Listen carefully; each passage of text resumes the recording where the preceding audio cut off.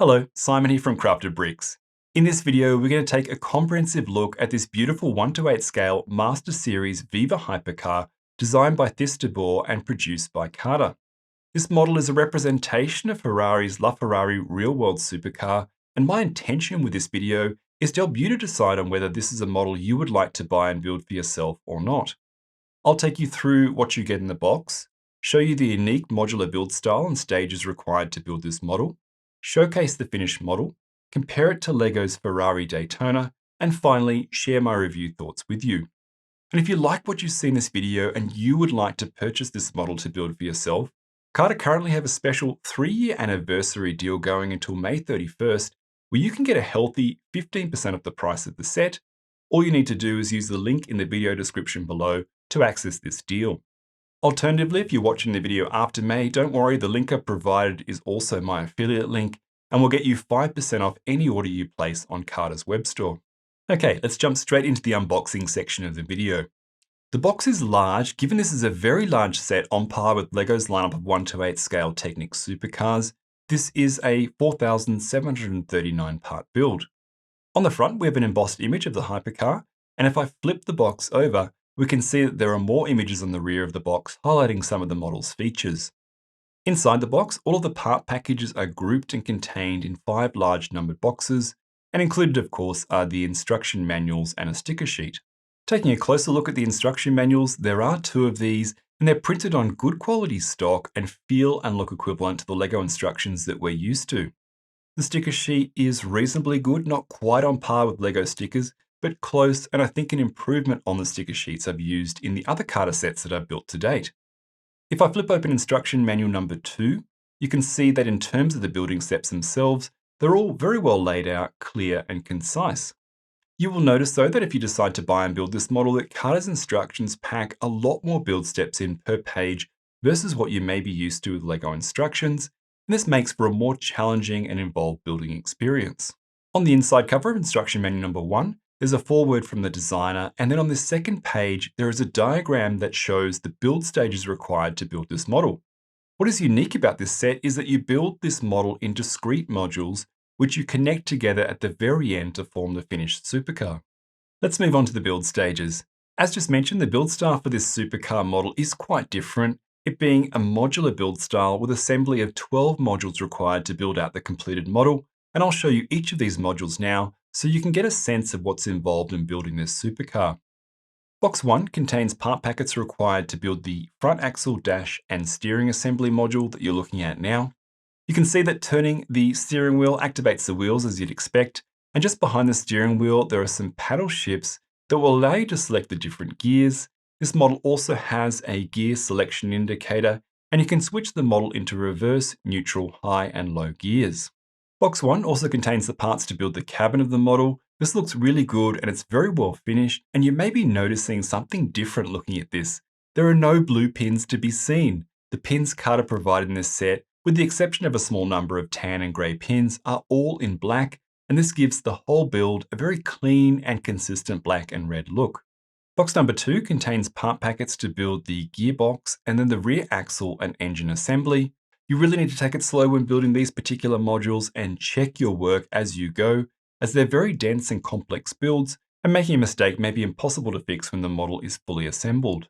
Box 2 also contains the parts to build the rear of the model and then these 2 sidewall assemblies. Box 3 contains the parts to build the front of the model and the hood, and I think they both look very good. I am noticing some color variation in the red panels, with some panels being lighter or darker than others, but it's not too bad. Box 4 contains parts to build the rear upper bodywork of the model, and if I flip this over, you can see the impressive and complex Technic subframe needed to create the shaping and structure of this component, and as I was building this, I couldn't help but think just how much time the designer would have had to put into figuring this all out. It's most impressive. Box 5 contains the parts to build the 2 doors, and also contains the wheels. Once you've built all these modules, there are around 30 pages of steps to follow in instruction manual number 2, with associated parts to do the final assembly. First, you attach the front axle assembly to the center cabin module, which is followed by then attaching the gearbox module and then the engine and rear axle assembly. Next, you attach the 2 sidewall modules and then the rear of the model. followed by attaching the front of the model, adding some additional built panels and elements around the front wheels, and then attaching the hood. Next to attach is the rear body module that sits over the engine, and then the two doors, with the final thing to do to fit the four wheels and tyres. When this is finished off, you can finally get a sense of the impressive design, size, and look of this LaFerrari supercar model. It is certainly a looker, and I think this has done an amazing job at using all of the available Technic panel types, flexible rods, and supporting Technic style elements to capture the unique shaping of this supercar.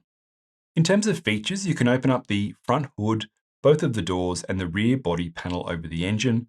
And there are several other play features that this model has, like hand of God steering and being able to adjust the ride height of the front of the model.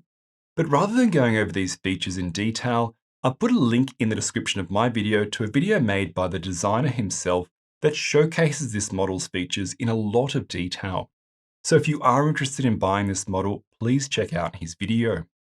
In the description of this video is also provided a link to a few instruction step improvements for the CaDa build that you may like to follow. I found these were not all necessary, but are good to look over before you start building your model if you buy this set. What I do want to show you though is this CaDa LaFerrari model side by side with LEGO's Ferrari Daytona. And I want to thank Justin from my LEGO club for kindly lending me his Daytona model so that I could shoot these comparison scenes. From this front quarter view, you can immediately see that both models are of the same scale, and although based on different real-world cars, share that distinctive black and red classic Ferrari supercar look. You can also get a sense of the different techniques used for both models to use available Technic-style panels to achieve the difficult shapes, curves, and forms of both cars. The LEGO model having more block-like and angular shaping, whereas the CaDa model has more curves and softer lines. And finally, in this rear quarter view, you can see just how different the designs of the back ends of these supercars are.